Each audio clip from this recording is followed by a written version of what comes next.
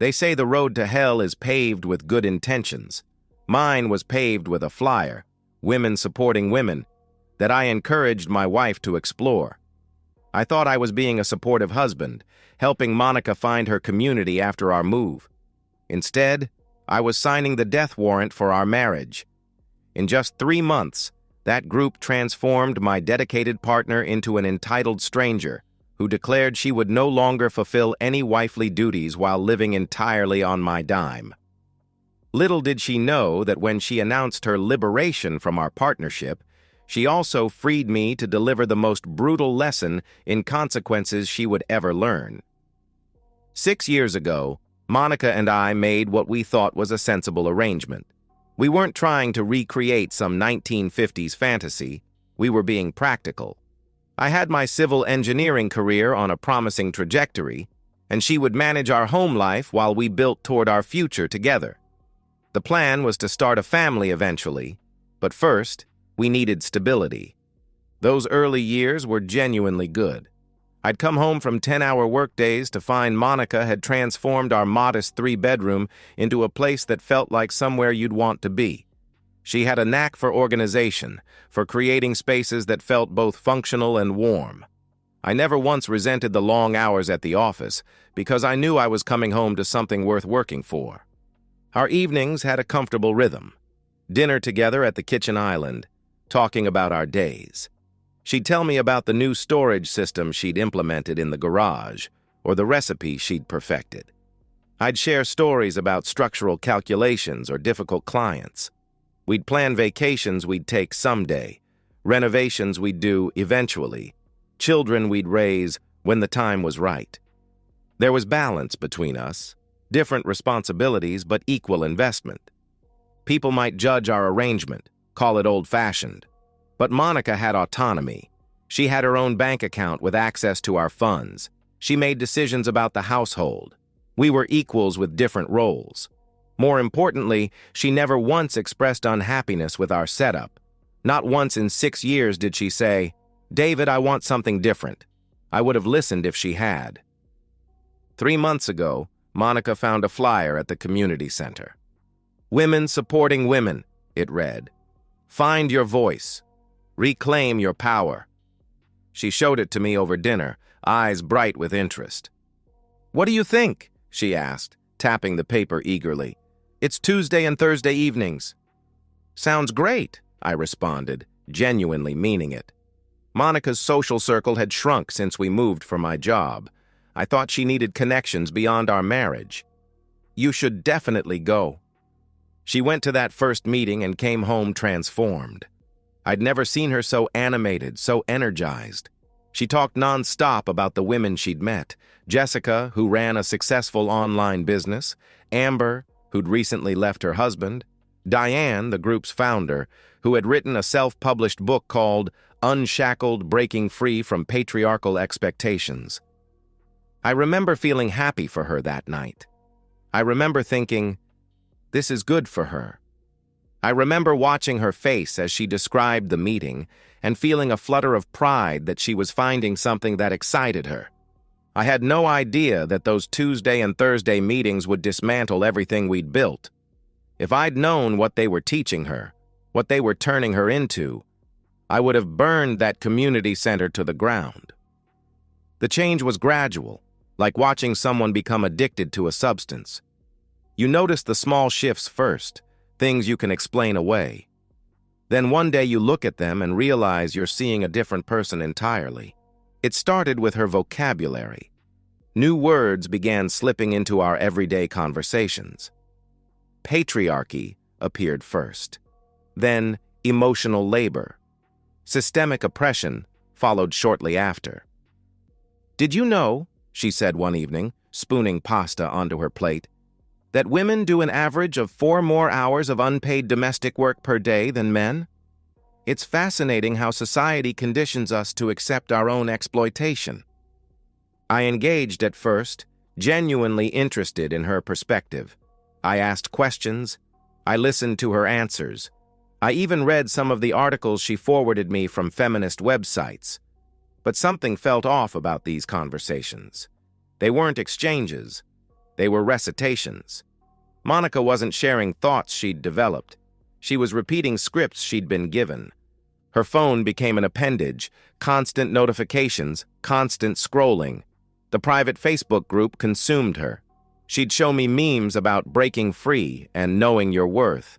She'd read me posts from women celebrating leaving marriages that no longer served them. She started comparing our relationship unfavorably to some feminist utopia where men and women contributed exactly equally in all spheres simultaneously. I noticed she'd stopped asking about my day, stopped caring about the stress I was under at work. When I mentioned the pressure of an upcoming project deadline, she suggested I was seeking emotional labor from her, as though being interested in your spouse's life was some form of exploitation. The group meetings expanded beyond Tuesdays and Thursdays, coffee with Jessica on Saturdays, video calls with Amber late into the night, brunches with the whole group on Sundays. These women, whom she'd known for mere weeks, became her entire world. Diane says, and Jessica thinks, prefaced every opinion she expressed. I suppressed my growing unease. This was a phase, I told myself. She's exploring new ideas, finding herself. This is healthy. But the nagging feeling persisted. These weren't just new interests. They were replacing her entire personality. One evening, she came home particularly agitated after a meeting. She paced our living room, ranting about another member's husband. He controls all the finances, she fumed, gesturing wildly with her hands. He makes her ask permission for every purchase. It's financial abuse, pure and simple. Wait, I said cautiously. Isn't this Melissa you're talking about? The one who doesn't work? So what? Monica snapped, whirling to face me. So if she doesn't earn any money, isn't it reasonable that her husband would manage their finances? How is that abuse? I asked, trying to keep my tone neutral. Monica's expression hardened. Money isn't everything, David. Women contribute in ways that can't be measured in paychecks, she declared, as if reciting from a manifesto. Her tone sent a chill through me. The woman speaking those words wasn't my wife. She was a ventriloquist dummy with someone else's hand controlling what came out of her mouth. I should have seen it coming. The signs were all there. But when someone you love is drowning in ideology, you don't recognize it as drowning. You think they're learning to swim. I was wrong. The day everything changed, I came home later than usual. A site inspection that should have taken 2 hours stretched to 6 when we discovered structural issues that needed immediate attention. I'd called Monica to let her know, but she hadn't answered. I tried not to read into that. By the time I walked through our front door, my shoulders ached from tension, my eyes burned from staring at blueprints, and my stomach growled from skipping lunch. All I wanted was to sink into our couch with a beer, maybe order takeout, and decompress with my wife. Instead, I found Monica sitting at our kitchen table, laptop open, arms crossed over her chest. Her expression was one I'd never seen before, a combination of righteousness and barely contained excitement, like someone about to deliver news they've rehearsed for days. "We need to talk," she announced, her chin lifting slightly. I set down my bag, alert now to the tension in the room. "What's going on?" I asked warily. "I've been doing a lot of thinking," she said, her voice oddly formal. "About our marriage. About my role in it." She closed her laptop deliberately. "I'm done cooking for you. I'm done cleaning up after you. I'm done doing your laundry. From now on, I'll be handling only my own needs." I stared at her, certain I'd misheard. "What?" I questioned, disbelief evident in my voice. "I'm not your maid, David," she stated, the rehearsed quality of her words unmistakable now. "I've had a feminist awakening. I've realized I've been performing unpaid domestic labor while you get to have a career and identity outside this house." The absurdity of the statement, after 6 years of our agreed-upon arrangement, ignited my temper. "Are you serious right now?" "We had an agreement, Monica. You manage the house, I earn the money," I reminded her, struggling to keep my voice level. Money isn't everything, she replied, parroting the exact phrase she'd used about Melissa's husband. You think because you pay the bills you own me? I think because I pay the bills, you don't have to work. My voice rose despite my efforts to stay calm. I think because I support us completely financially, the least you could do is handle your end of things. My end of things? Her voice dripped with indignation. You mean the cooking and cleaning? The mental load of managing the household? The emotional labor of keeping our social calendar? That's not my end. That's unpaid domestic servitude that society has conditioned women to accept. Society didn't condition you to accept anything, I shot back. We had a conversation 6 years ago. We made this decision together. You were happy with it until those women got in your head. Those women opened my eyes, she countered, chin lifting. Now I understand my worth. Your worth? The word struck me as particularly ironic. What exactly do you contribute, Monica, if not household management? What is your worth to this partnership? I challenged. Her answer stunned me in its audacity. My presence, my companionship, my emotional labor, she declared, as if stating the obvious. I laughed, unable to help myself. Your presence? That's your contribution? Meanwhile, I work 50 hours a week to pay for this house, the car you drive, the food you eat, the clothes you wear, the vacations we take, the health insurance that covers you. But sure, your presence is an equal contribution. You're proving my point, she said coldly. You think money makes you superior. I think money pays the mortgage, I snapped. I think money keeps the lights on. I think money allows you the luxury of spending your days however you want while I'm working my ass off. And now you're telling me you won't even handle the basic household tasks we agreed you'd manage? That's right, she confirmed with a small, satisfied smile, like she'd won something. From now on, we each take care of our own needs. Equality. I stared at her, something crystallizing in my mind. This wasn't a phase. This wasn't a rough patch. This was my wife unilaterally ending our partnership while expecting to continue enjoying all its benefits. She wasn't my partner anymore. She was a parasite with good PR. Fine, I said finally, my voice quiet. If that's how you want it. She seemed surprised by my calm acceptance, perhaps expecting me to beg or argue further.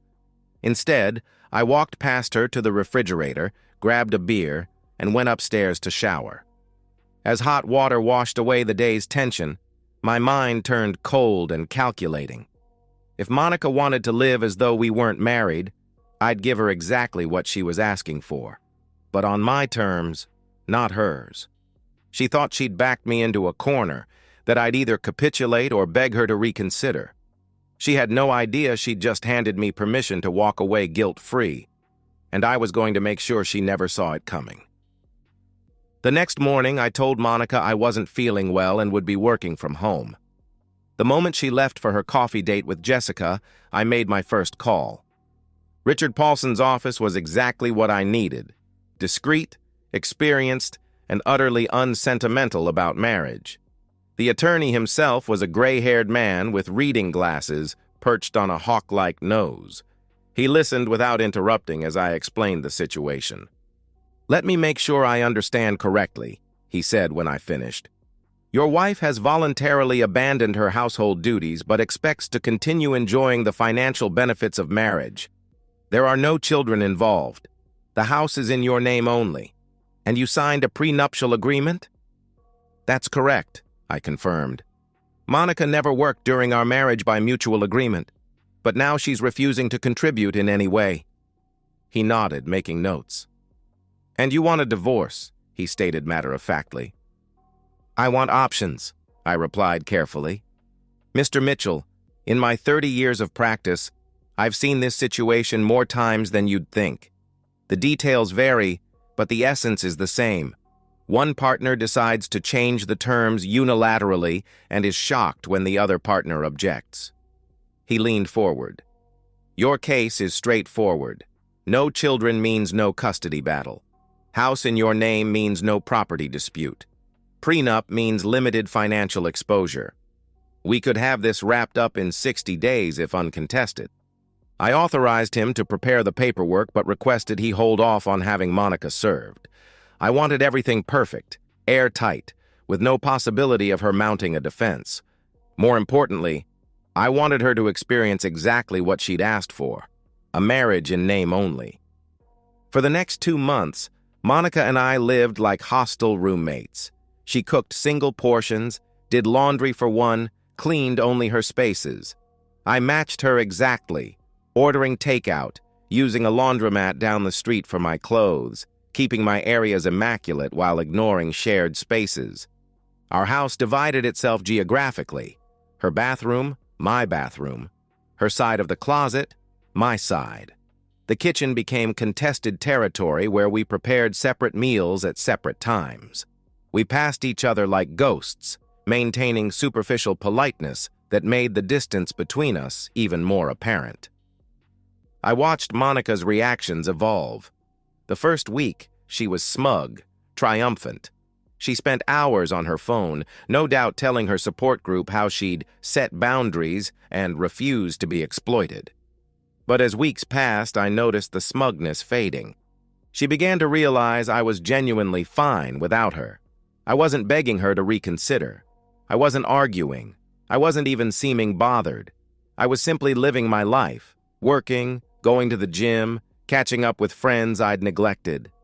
Her power play had failed to produce the reaction she'd expected.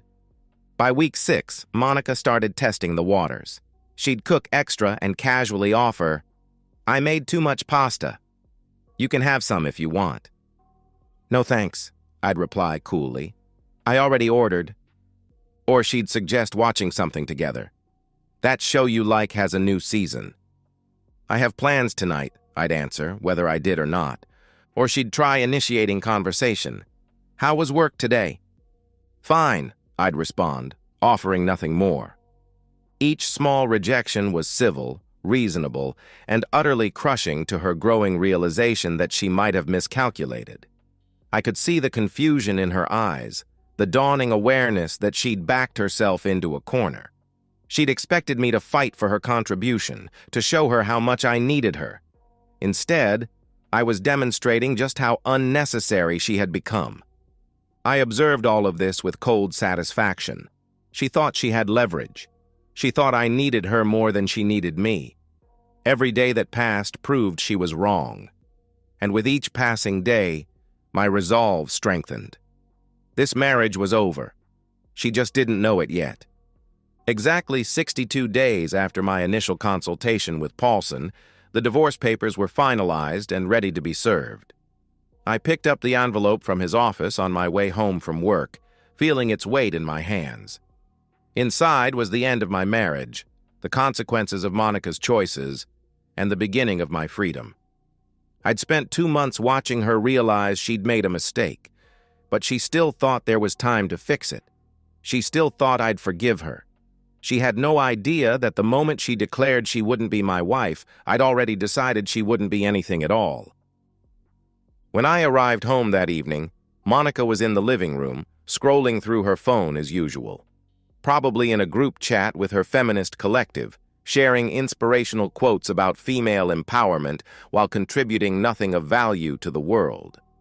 She glanced up as I entered, and I noticed a slight softening in her expression.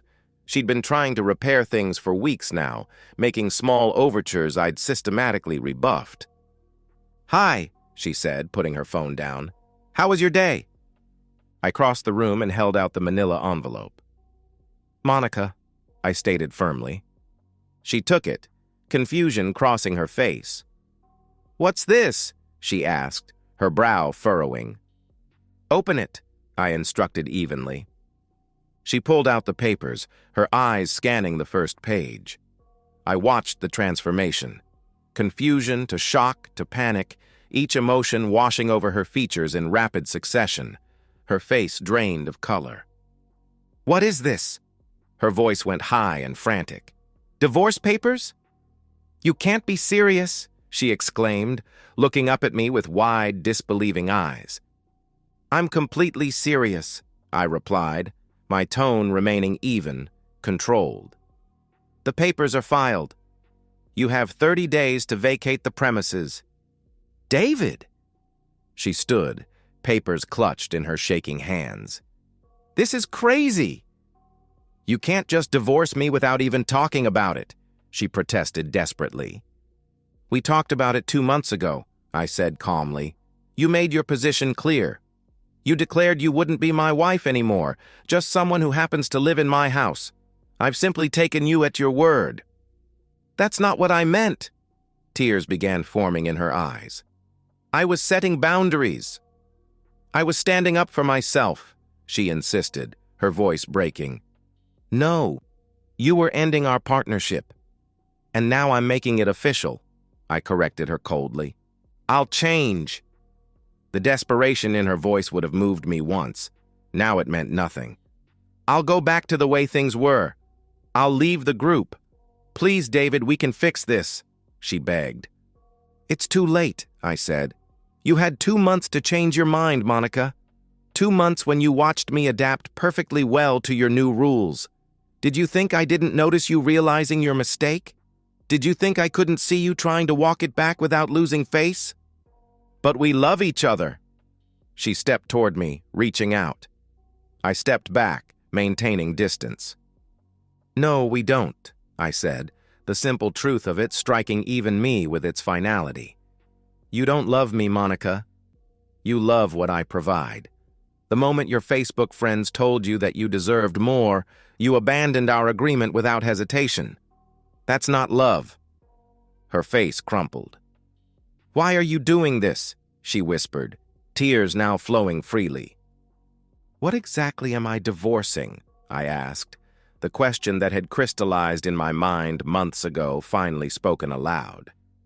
You're not my wife anymore. You're just a stranger who lives in my house. You don't cook for me. You don't clean. You don't do laundry. You don't support my career. You contribute nothing financially. You offer no emotional support.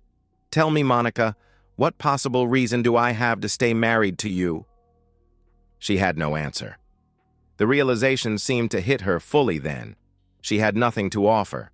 She'd dismantled her only contribution to our partnership and expected that I would simply accept the new arrangement indefinitely. I'll get a job, she whispered, her voice barely audible. I'll do anything. Please don't do this. The papers are filed, I repeated firmly. This is happening. You need to pack and leave. I glanced at the phone she'd abandoned on the couch. Maybe call your feminist friends. I'm sure they'll take you in, since they care so much about supporting women. Monica began to sob in earnest, her body folding in on itself as she sank back onto the couch. I watched her dispassionately, feeling nothing but a cold satisfaction. The power dynamic had completely reversed. 2 months ago, she thought she held all the cards. Now she understood she had been playing a game she couldn't possibly win. I turned and walked upstairs to what had become my bedroom, closing the door behind me. Through the floor, I could hear her crying, the sound of someone who had just realized they'd destroyed something irreplaceable through their own hubris. She tried everything over the next week: tears, anger, manipulation, flying monkeys. None of it mattered. I'd already mourned this marriage during those 2 months of silence. By the time she realized what she'd lost, I was already free. The week after I served Monica, the papers unfolded like a psychological thriller, each day bringing a new desperate tactic as she tried to undo what she'd done. Day 1. She camped outside my bedroom door, alternating between sobbing and pleading until 3 a.m. I put in earplugs and slept soundly. Day 2. She tried anger, accusing me of cruelty, of blindsiding her, of punishing her for finding her voice. I responded with dispassionate logic. You ended our partnership. I'm simply making it official. Day 3. She threatened to contest the divorce, to fight me in court, to take half of everything. I reminded her that she couldn't afford an attorney, that the house was in my name only, and that our prenup was ironclad. Her threats dissolved into more tears. Day 4. The most pathetic attempt. She wore lingerie to breakfast, tried to seduce me. I looked through her as though she were invisible and left for work early. Then came the flying monkeys. She called everyone we knew, searching for allies to pressure me into reconsidering. First, my mother. "David, Monica called me hysterical. What's going on?" my mother asked when she called. I explained the situation calmly, including Monica's declaration that she would no longer contribute anything to our household. "And she expected you to keep supporting her financially?" my mother asked, incredulous. "Exactly," I confirmed. "Well," she said after a pause, "she made her bed." Then my friends. Each conversation followed the same pattern. "Monica called," they would begin hesitantly. "I know," I would acknowledge. "What should I tell her?" they would ask, clearly uncomfortable. "Whatever you want." "I've made my decision," I would answer firmly. Without exception, they respected my boundaries. Some had watched Monica's transformation with increasing concern. Others had been on the receiving end of her feminist lectures. None were surprised by the outcome. Most devastating for Monica were her own parents. They called me directly, wanting my side of the story. I gave them the unvarnished truth. "We're so sorry, David," her father said, his voice heavy with disappointment. "We warned her about that group. We watched our daughter become someone we didn't recognize."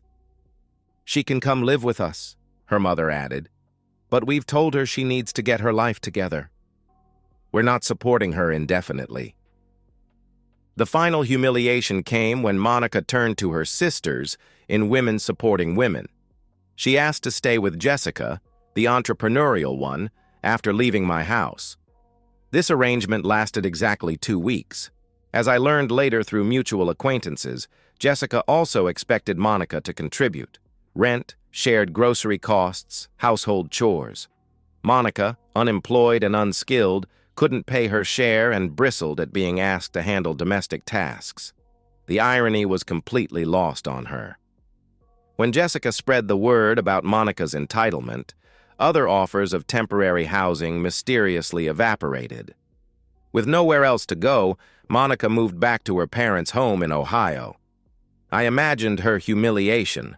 A 32-year-old woman moving back into her childhood bedroom, unemployed, divorced, with nothing to show for 6 years of marriage except a hard lesson in consequences. Meanwhile, my life continued smoothly. I settled into a new routine: work, gym, dinner with friends I'd neglected during the marriage's final months. I reclaimed spaces in my home that had been compromised during our Cold War. I slept diagonally across my king-sized bed. I left dishes in the sink when I felt like it. I existed according to my own rhythms, without the constant tension of walking on eggshells around an ideologue. The peace was indescribable. I hadn't realized how much her presence had weighed on me until it was gone. The house felt lighter, airier, as though her departure had literally cleared the air. The divorce finalized 90 days after I filed. Clean, simple, no contest. She got nothing. No alimony, no assets, no second chances. The prenup she'd signed when she was a different person saved me from years of litigation. Sometimes, the best revenge is just letting someone experience the natural consequences of their choices. 6 months have passed since the divorce was finalized, and my life has found its rhythm again. Work has been rewarding.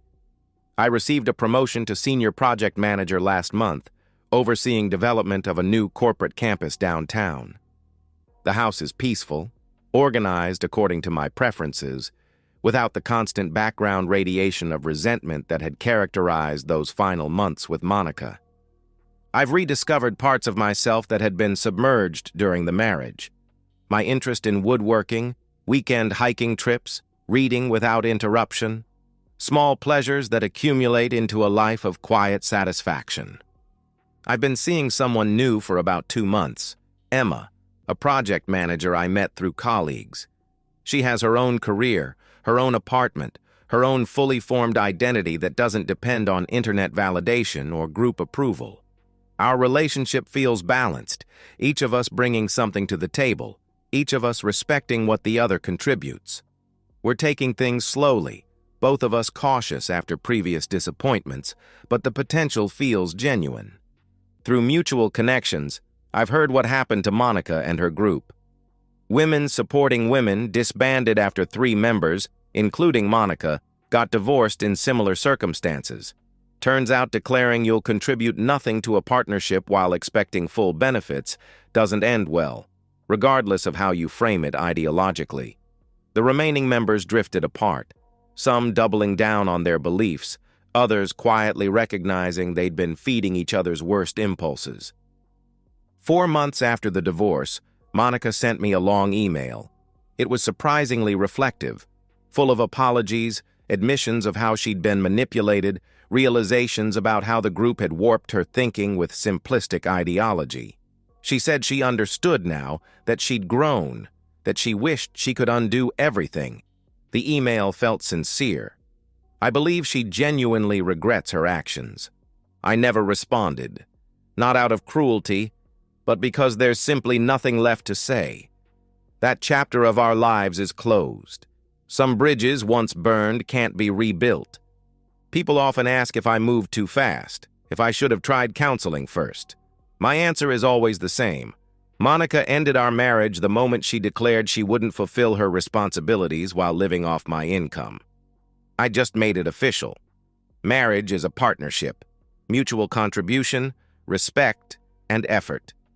She decided unilaterally that she owed me none of those things. I've learned that some people only value what they have when they realize no one else will tolerate them. I've learned that empowerment without responsibility is just selfishness with better branding.